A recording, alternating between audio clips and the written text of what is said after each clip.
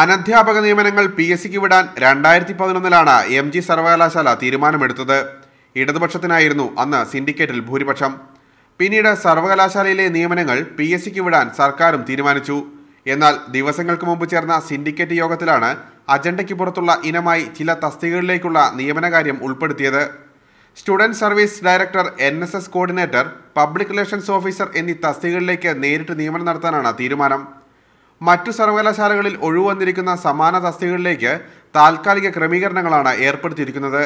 എന്നാൽ MG സർവകലാശാലയിൽ നിയമനം നടത്താനുള്ള പുതിയ നീക്കം ചട്ടലംഘനമാണെന്ന് ചൂണ്ടിക്കാട്ടിയാണ് പ്രതിപക്ഷ സംഘടനകൾ സമരത്തിനൊരുങ്ങുന്നത്.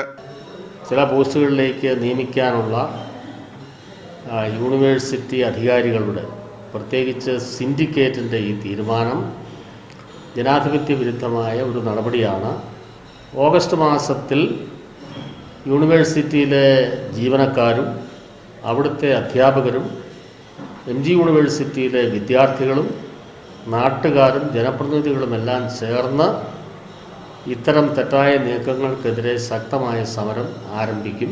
പരീക്ഷാ കൺട്രോളർ, രജിസ്ട്രാർ എന്നീ തസ്തികകളിലേക്കും നിയമന നടപടി തുടങ്ങാൻ നീക്കം നടക്കുന്നുണ്ട്. ഈ തസ്തികകളിലെ നിലവിലുള്ള ആളുകൾ അടുത്ത വർഷം മെയ്യിലാണ് വിരമിക്കേണ്ടത്. എന്നാൽ അതിനു മുമ്പ് തന്നെ നിയമന നടപടികൾ തുടങ്ങാനുള്ള നീക്കം വിവാദമായിട്ടുണ്ട്. PL Kiran, media 1, Kottayam.